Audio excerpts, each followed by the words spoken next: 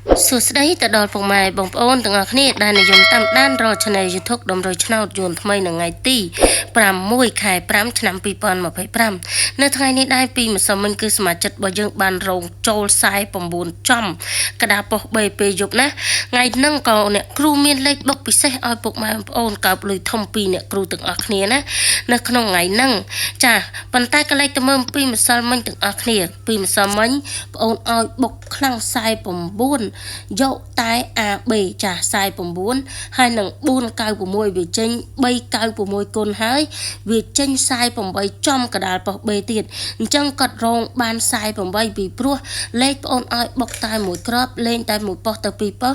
គឺគាត់យករងលើរងក្រោមដែរអញ្ចឹងគាត់ចូលបាន48ចំកដាល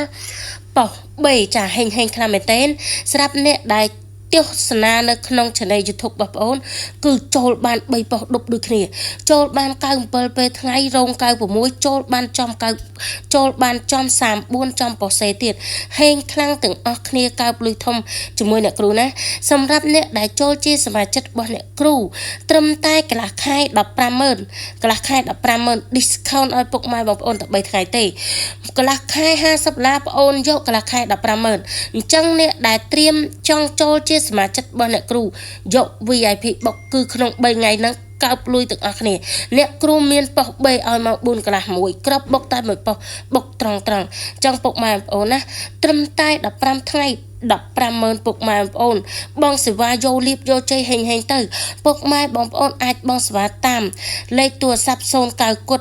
518 818និង011 29 87 87ឬក៏តំណរក Facebook បងប្អូនដាក់ថា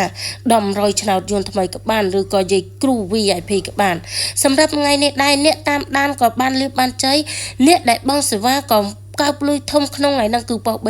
បុកតែមួយក្របបុកតែមួយប៉ុសបុកត្រង់ឲ្យពុកម៉ែបងប្អូនត្រៀមកើបលុយធំណាហើយសម្រាប់អ្នកដែល free ចង់បានលេខ free នៅក្នុង Channel YouTube ជួយចុច like ចុច share ជាពិសេសជួយចុច subscribe និងសញ្ញាក្តឹងបងអូន free លេខតូច4គ្រាប់និងលេខធំតែ2គ្រាប់ទេកើបលុយជាមួយអ្នកគ្រូទាំងA2 លេខទាំងA3លេខទាំងលេខនៅក្នុងសមាជិកទាំងលេខ free នៅក្នុង Channel YouTube ហេងទាំងអស់គ្នារាល់ថ្ងៃជាមួយអ្នកគ្រូ